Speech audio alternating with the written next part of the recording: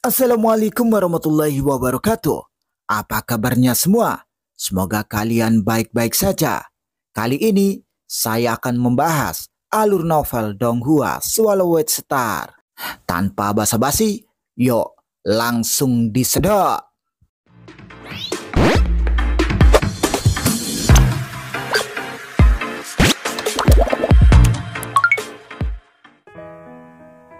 Melanjutkan dari cerita sebelumnya, di wilayah rahasia utama, saat ini tubuh pemimpin kota Primal Chaos menyusut menjadi seukuran Luo Feng. Luo Feng, ada sesuatu yang ingin aku tanyakan padamu, kata pemimpin kota Primal Chaos. Tapi pilihan ada di tanganmu. Silakan guru, jawab Luo Feng. Di samping sungai dan istana, mereka berdua mulai berbicara. Kaisar Truyan juga gurumu, dan itulah mengapa aku perlu memberitahumu lebih banyak tentang dia, kata pemimpin kota Primal Chaos secara bertahap dan tenang. Faktanya, Kaisar Truyan juga berlatih di jalur Dewa Binatang. Apa? Luo Feng kaget. Ada beberapa yang kuat di jalan itu, tapi mereka semua merahasiakannya. Pemimpin kota Primal Chaos menjelaskan. Yang paling berbakat dari generasi Anda, seperti Anda dan Kaisar Tujuh Pedang, semuanya mengikuti jalan Dewa Binatang. Namun, Dewa Binatang milik sekolah Dewa leluhur, keberadaannya merupakan rahasia tertinggi di alam semesta. Dan dengan demikian, orang yang melatih mengikuti jalan Dewa Binatang, semuanya disimpan sebagai rahasia. Dan begitu juga Anda. Luo Feng mengangguk. Aku memberitahumu ini karena gurumu Kaisar Truyan mengikuti cabang tanah dan ruang, kata pemimpin kota Primal Chaos. Tanah dan ruang? Luo Feng kaget. Token warisan Dewa Binatang yang baru saja dia peroleh juga tanah dan ruang. Kamu orang yang pintar dan kamu pasti sudah bisa menebak apa yang saya maksud. Pemimpin kota Primal Chaos memandang ke sungai harta karun yang tak terbatas dan berkata, Kaisar Tujuh Pedang mendapat token dari ras kita sebelumnya. Mengingat potensimu, kamu juga akan mendapatkannya ketika kamu secara resmi menjadi abadi. Sebaliknya, gurumu Kaisar Truyan tidak berbakat sepertimu. Dia hanya menjadi seorang kaisar yang tak terkalahkan dengan berlatih untuk waktu yang sangat lama dan mendapatkan instruksi dari orang-orang kuat lainnya dalam ras kita. Tidak mungkin baginya untuk mendapatkan token dari ras. Dia mengajukan permohonan sebelumnya, tetapi ras tidak pernah memberinya persetujuan. Dan karena itu, dia hanya bisa mendapatkan token itu sendiri. Namun, token adalah sumber daya paling langka di alam semesta.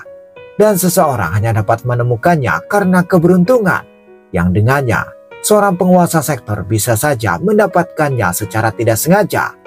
Tapi tanpa keberuntungan, seorang kesatria alam semesta tidak dapat menemukannya, bahkan jika dia harus menyisir setiap inci alam semesta.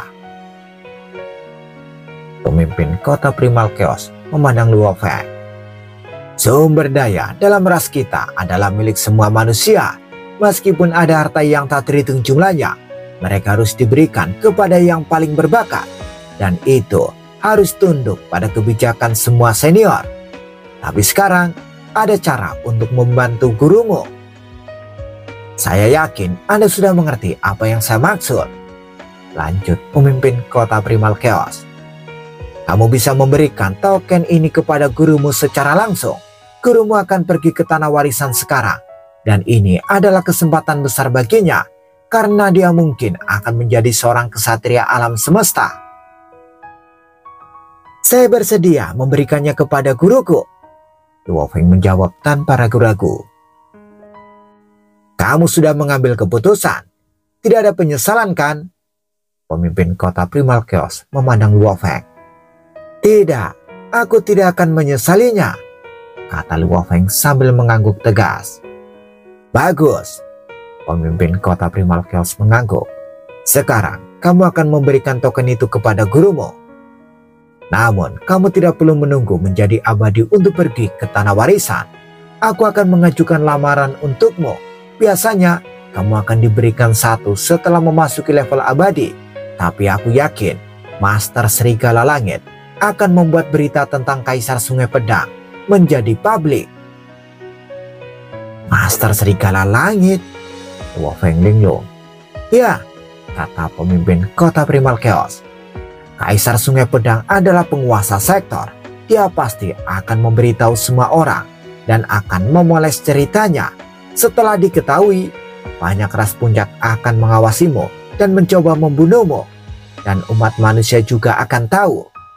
Pemimpin kota Primal Chaos menghela nafas. Identitasmu sebagai Kaisar Sungai Pedang hanya diketahui beberapa orang, tapi itu akan segera berubah.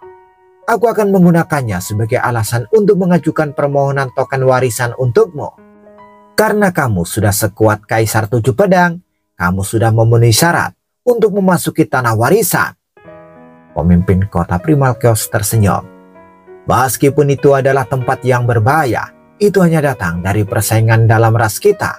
Karena tidak ada ras lain yang berani membunuhmu di tanah suci sekolah dewa leluhur. Itu sebabnya saya pikir token itu akan diberikan. Namun, saya tidak bisa 100% yakin. Bagaimanapun, itu adalah sumber daya seluruh umat manusia. Dan yang saya pimpin hanyalah perusahaan alam semesta virtual. Para senior mungkin memveto, karena sebelumnya hanya abadi yang bisa memasukinya.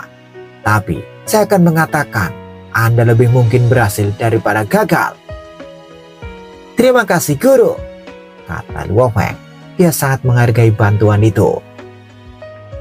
Semakin kuat dan terkenal dirimu, semakin mudah bagimu untuk mendapatkan sumber daya, kata pemimpin kota Primal Chaos sambil tersenyum. Benar saja, berita itu menyebar seperti kilat. Kaisar Sungai Pedang hanyalah seorang penguasa sektor. Berita itu mengejutkan semua makhluk kuat. Itu menyebar seperti api, dan banyak yang kuat dari umat manusia juga mengetahuinya dalam sehari.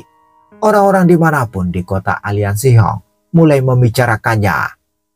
Dalam alam semesta tanpa batas dan ratusan juta ras, sebagian besar makhluk telah mendengar berita tentang Kaisar Sungai Pedang juga. Mereka juga tahu bahwa Kaisar Sungai Pedang adalah milik umat manusia, tetapi mereka tidak bisa memastikan siapa dia sebenarnya. Banyak orang mengira itu Luo Feng, karena berdasarkan semua yang mereka tahu, hanya Luo Feng yang memiliki potensi seperti itu. Saat ini, di Teluk Bintang 90 Naga Hitam, Luo Feng sedang makan bersama keluarganya. Ayah, apakah Anda Kaisar Sungai Pedang? Beberapa keluarga super di alam semesta Ganwu kita juga membicarakan Kaisar Sungai Pedang selama bisnis. Aku pernah mendengar beberapa berita dan menebak itu kamu. Saya juga mendengarnya, kata Susin. Jangan menginterogasiku, kata Luo Feng. Luo Ping dan Luo Hai tersenyum karena ayah mereka akan menyangkalnya jika itu tidak benar.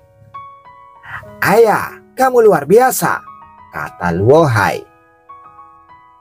Ingatlah untuk tidak memberitahu siapapun, kata Luo Feng sambil melirik putra-putranya. Kami tahu, kata Luo Ping. Kami tahu betapa seriusnya ini, jawab Luo Hai dengan semangat. Ini hanyalah awal kebangkitanku, pikir Luo Feng. Saya hanya akan menjadi lebih kuat karena saya berada di tepi sekarang, dan ras iblis pada akhirnya kau akan kalah. Scene berganti. Di dalam kota Chaos kuno damai seperti biasa. 3 utusan ungu sedang berjalan dan mencapai rumah Kaisar Truyan. Itu adalah pembawa pesan ungu dari pemimpin kota Primal Chaos. Cepat pergi, beritahu guru. Setelah beberapa saat, Kaisar Truyan keluar dan menyapa mereka sendiri. Dia juga bingung. Kenapa ada 3 pembawa pesan ungu di sini? 1 utusan hitam saja sudah cukup. Apa gunanya mengirim 3 utusan ungu ke sini? Kata Kaisar Truyan. Selamat, Kaisar Truyan, Utusan tertinggi tersenyum. Dua kesatria ungu lainnya juga ikut tersenyum. Kenapa kamu memberikan selamat padaku? Ayo duduk di dalam.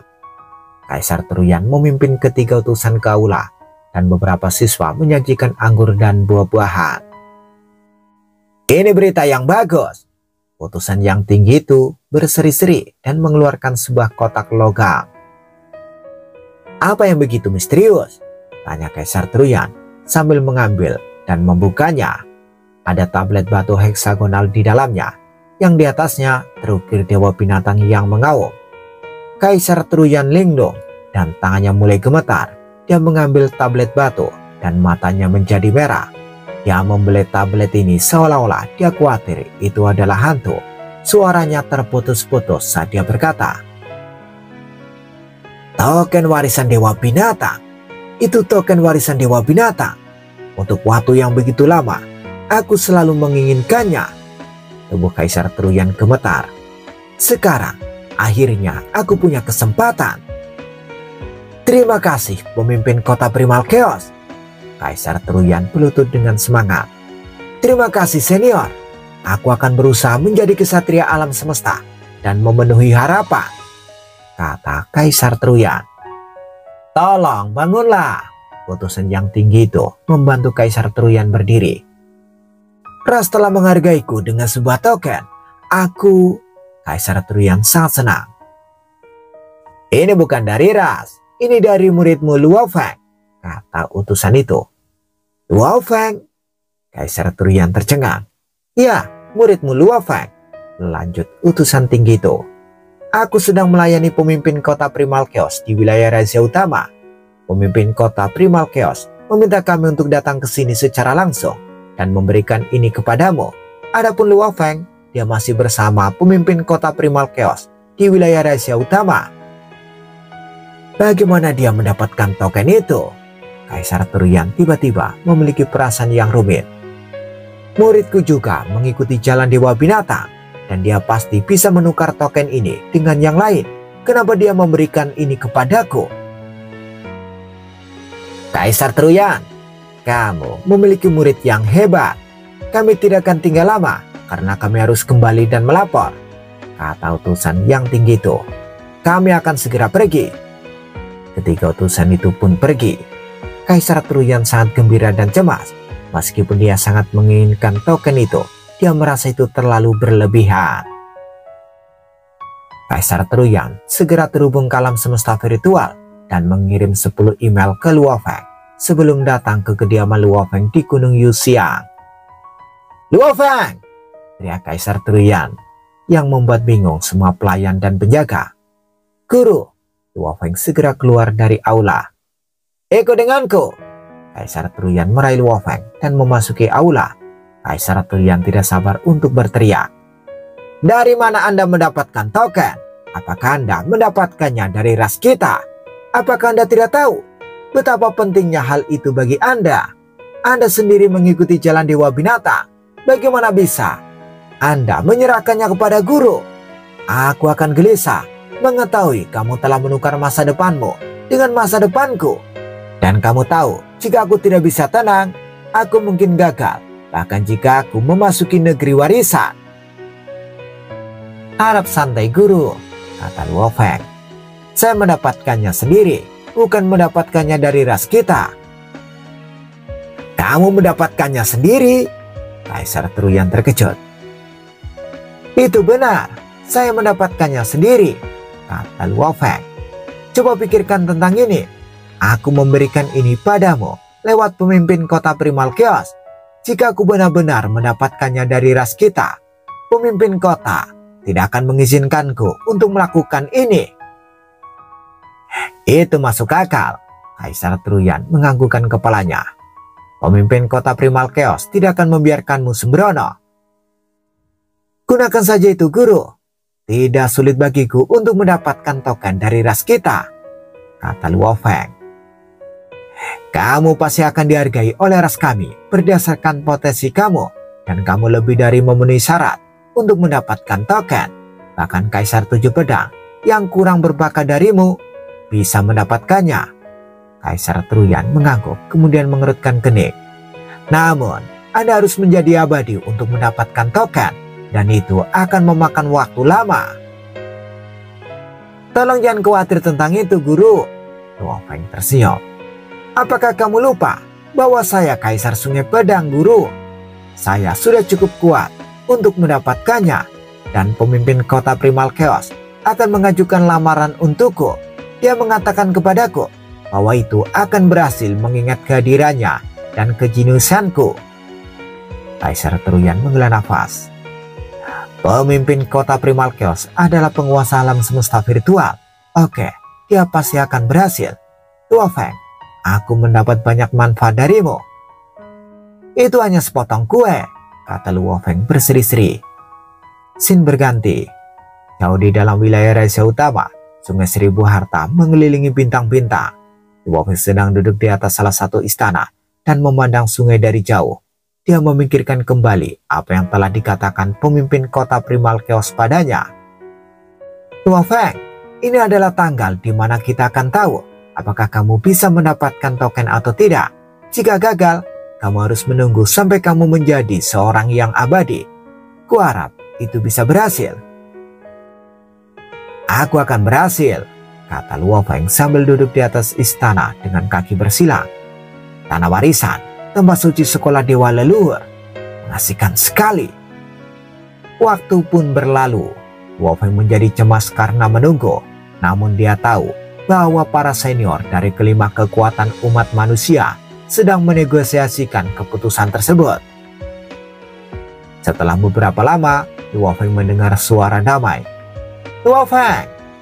Luo Feng berbalik dan melihat pemimpin kota Primal Chaos memegang tongkat batu yang kokoh. Jantung Luo Feng berdegup kencang karena dia tahu rapat telah berakhir dan keputusan telah dibuat. Luo Feng berdiri dan menyapanya. Guru, pertemuan sudah selesai, kata pemimpin kota Primal Chaos. Aku tahu dari raut wajahmu betapa prihatinmu. Pertemuan sudah selesai, kata pemimpin kota Primal Chaos. Aku tahu dari raut wajahmu betapa prihatinmu. Yakinlah, karena ini kabar baik, lamarannya disetujui, dan identitasmu sebagai Kaisar Sungai Pedang membuat kagum para penguasa alam semesta ras kita. Mereka semua sangat memikirkan Anda. Dan karena itu, saya tidak perlu terlalu banyak berusaha. Luo Feng sangat gembira. Terima kasih, Guru, kata Luo Feng. Aku tidak akan mengecewakanmu dan para penguasa alam semesta lainnya. Hanya saja, jangan mengecewakan umat manusia. Pemimpin kota Primal Chaos tertawa. Token itu akan dikirimkan kepadamu dalam 2 hari. Dan aku sudah memberitahu Truyan untuk datang ke wilayah rahasia utama untuk bertemu denganmu. Kamu akan pergi ke tanah warisan bersama. Ya, Guru. Luo Feng tampak ceria. Umat manusia sangat efisien dan token itu tiba setelah hanya 1 hari. Token warisan Dewa Binatang. Luo Feng mulai memeriksa tablet logam heksagonal di tangannya. Ada patung kadal bertanduk tunggal di tablet yang merupakan Dewa Binatang dari dunia Sungai Darah. Namun itu tidak berbeda dengan yang Luo Feng dapatkan sebelumnya dan tidak mengandung hukum apapun. Betapa indahnya logam itu, aku belum pernah mendengarnya. Luo Feng membeli tablet dan menusuknya dengan kekuatan spiritual. Informasi itu terlintas di benaknya, itu sama dengan sebelumnya. Mereka bahkan memiliki koordinat yang identik. Truyan segera meninggalkan kota Primal Chaos segera setelah Luo Feng memberitahunya dan tiba di wilayah rahasia utama pada hari yang sama. Di dalam pusat transportasi wilayah rahasia utama, Luo Feng mengenakan baju besi hitam dan Kaisar Truyan mengenakan baju besi emas. Mereka terbang dari pesawat luar angkasa dan mendarat di tanah tak terbatas, di mana banyak saluran transportasi dibangun dan teleportasi negara dewa dilakukan. Guru, kita jauh dari tanah warisan. Apakah Anda memiliki koordinat dari apapun yang ada di sana? Kata Luo Feng. Yang terdekat adalah 1 miliar tahun cahaya jauhnya, kata Kaisar Truyan. Sejauh itu, Luo Feng terkejut. Karena itu berarti mereka butuh waktu setahun penuh untuk sampai ke sana. Salah satu pelayanku punya beberapa koordinat dan kami butuh setidaknya setengah tahun untuk sampai di sana, kata Luo Feng sambil melambaikan tangannya. Makhluk ras barbar bersisik muncul dan wajahnya memiliki selaput ungu yang menarik perhatian orang kuat lainnya. Itu Kaisar Truyan. Bagaimana mungkin Kaisar Truyan meninggalkan kota Primal Chaos? Ia memang keluar. Siapa itu yang berbaju hitam? Mungkinkah itu Kaisar Sungai Pedang? Semua orang mengatakan Kaisar Sungai Pedang adalah Luo Feng. Yang sangat mungkin. Lihatlah, pria lapis baja hitam itu cukup dekat dengan Kaisar Truyan. Dan kita semua tahu Luo Feng adalah murid Kaisar Truyan. Namun, kita belum pernah melihat pria lapis baja hitam ini. Dan bisakah kamu merasakan kekuatan yang memancar darinya? Ya, kemungkinan besar adalah Kaisar Sungai Pedang yang menyembunyikan sayapnya. Meskipun mereka mendiskusikan ini dengan suara rendah, mereka sengaja membiarkan Luo Feng mendengarkannya dan ingin melihat reaksinya. Luo Feng dan Kaisar Truyan bertukar kontak mata. Mereka benar, kata Kaisar Truyan kepada Luo Feng melalui pikirannya. Dia tampak sedikit geli. Kamu benar-benar masalah besar sekarang. Tidak mengherankan jika mereka menebaknya, karena banyak orang telah melakukan hal yang sama, kata Luo Feng. Dan mereka juga tahu bahwa hartaku yang tak ternilai adalah sayap perak. Selain itu, hanya ada begitu banyak yang kuat dalam umat manusia dan semua orang saling mengenal. Bukan hal yang aneh bagi mereka untuk menebak jika seseorang berwujud manusia bumi tiba-tiba muncul dan begitu dekat dengan Anda. Kamu dalam masalah besar, kata Kaisar Truyan bercanda. Siapa yang peduli? Tidak selalu buruk menjadi terkenal. Luo Feng melihat ke arah pelayannya di sampingnya dan berkata, lakukan transportasi kerajaan agung. Ya Tuan. Pelayan barbar segera memulai transportasi. Kilatan cahaya air mengelilingi Luo Feng dan Kaisar Truyan yang bisa melihat dunia tanpa batas di ujung lain cahaya. Itu adalah kerajaan agung dari ras barbar. Luo Feng, Kaisar Truyan, dan pelayan semuanya lenyap. Mereka segera tiba di tempat yang sunyi jauh dari wilayah manusia yang merupakan bintang di distrik terpencil alam semesta. Menyembunyikan benda di dalam bintang, pelayanmu sangat menarik, kata Kaisar Truyan. Ada jumlah bintang yang tak terhingga di alam semesta dan mereka besar serta cukup dinamis untuk menyembunyikan sebuah objek. Guru dan murid itu terbang ke permukaan cahaya mirip bintang. Murid, seberapa cepat pesawat luar angkasamu bisa pergi? Tanya Kaisar Truyan. Di alam semesta yang gelap, 72 kali kecepatan cahaya. Luo Feng menghela nafas. Ada satu yang lebih cepat sekitar 1/10, tapi dia diambil oleh kesatria alam semesta.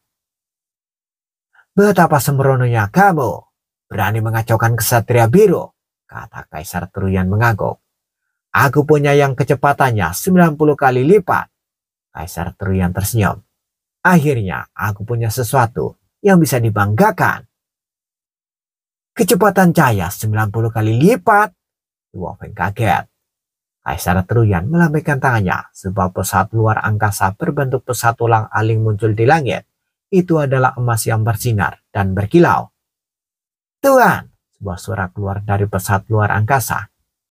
Kamu akhirnya memanfaatkanku. Aku tidak terbang di alam semesta yang gelap selama bertahun-tahun. Ini adalah bentuk kehidupan logam, jelas Kaisar Truyan. Aku belum membiarkan dia keluar sejak aku masuk ke kota Primal Chaos. Ayo, mari kita masuk. Pintunya terbuka. Luo Feng dan Kaisar Truyan memasuki pesawat ruang angkasa yang kecepatannya melonjak dan mereka memasuki alam semesta yang gelap. Kecepatannya terus melonjak setelah memasuki alam semesta yang gelap. 89 kali, 90 kali, 91 kali. Tidak bisa lebih cepat. Kehidupan logam berkata dengan gembira. Seorang gadis cantik muncul di panel kontrol. Tuan, akhirnya berpetualang lagi. Aku sangat kesepian. Melihat itu, Luo Feng memuntahkan anggurnya. Seorang gadis? Kaisar Truyan memelototi panel kontrol. Bukankah kamu dalam sosok orang tua sebelumnya? Sudah ratusan juta tahun. Apakah benar-benar masalah besar yang saya ubah? Kata kehidupan kecerdasan buatan. Hahaha. Luo Feng tertawa terbahak-bahak. Goro, itu tidak normal jika tidak berubah setelah disimpan di sana untuk waktu yang lama. Kaisar Truyan menggelengkan kepalanya. Sangat membosankan untuk melakukan perjalanan antar bintang karena pemandangan di luar tidak pernah berubah. Luo Feng dan Kaisar Truyan berbasa-basi di awal, tetapi setelah mabuk, mereka berdua kembali ke kabin mereka dan mulai berlatih. Meskipun pesawat luar angkasa itu cepat, butuh 4 bulan lagi bagi mereka untuk sampai ke tanah warisan. Di dalam kabin, tubuh klan Mosa hadir, sementara tubuh penduduk bumi kembali ke dunia internal dan mulai berlatih manual 9 volume. Di dalam dunia internal, di padang rumput yang tak terbatas, Luo Feng memandang binatang bertanduk emas dari jauh. Ini adalah logam ketiga dari manual 9 volume. Luo Feng dipenuhi dengan kegembiraan. Dua logam pertama yang dia dapatkan sebelumnya hanya memberinya panduan dari jilid pertama, kedua, dan kelima. Namun logam ketiga menawarkan panduan yang ketiga dan keempat. Dan dengan demikian, Luo Feng bisa berlatih 3 jilid secara berurutan. Jilid pertama membuat Genku 3 kali lebih kuat, dan yang kedua membuatnya 6 kali, yang ketiga 12 kali, dan yang keempat 24 kali. Luo Feng memandang binatang bertanduk emas itu dari jauh. Dalam 2000 tahun terakhir tinggal di neraka es, binatang bertanduk emas itu telah mencapai tujuannya. Namun Luo Feng menyadari masalah besar. Binatang bertanduk emas itu memiliki gen yang kuat, yang 10 kali lebih kuat daripada manusia normal. Dan sekarang, setelah menyelesaikan 5 jilid pertama dari manual 9 volume, binatang bertanduk emas itu 480 kali lebih kuat dari manusia. 480 kali? Seberapa sulit dipercaya ini? Luo Feng menghela nafas. Itu berarti ketika aku menjadi seorang abadi, aku akan menjadi 100.000 kali lebih kuat dari seorang penguasa sektor. Sementara binatang bertanduk emas itu bisa menjadi 48 juta kali lebih kuat. Bahkan banyak makhluk spesial tidak sekuat itu. Aku telah mengetahui sebelumnya bahwa semakin tinggi gennya, kekuatan kristal sungai darah akan semakin berkurang. Luo Feng menghela nafas. Kekuatan kristal sungai darah bisa membuat cakar kananku 100 kali lebih kuat dan seluruh tubuhku 10 kali lebih kuat. Namun, itu tidak bisa untuk semuanya. Itu bisa memperkuat manusia dan binatang bertanduk emas. Tapi, bisakah itu meningkatkan dewa binatang?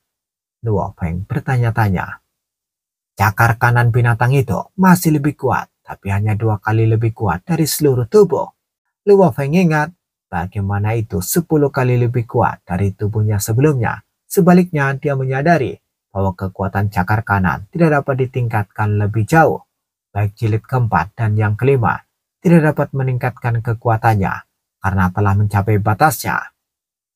Setelah kekuatan itu menyatu, konstitusi tubuh binatang bertanduk emas itu akan menjadi 1000 kali lebih kuat.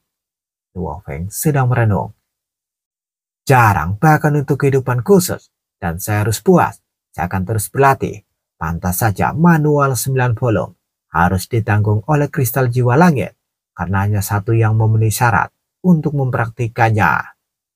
Dia menjadi lebih dan lebih kuat dengan berlatih, dan kekuatan sebenarnya dari buku manual itu secara bertahap terlihat. 4 bulan kemudian, murid, Luo Feng mendengar suara Kaisar Truyan. Kita sampai di tanah warisan, keluar sekarang. Itu adalah tanah warisan. Bersambung bagaimana kelanjutan kisahnya, tunggu episode selanjutnya. Dadah.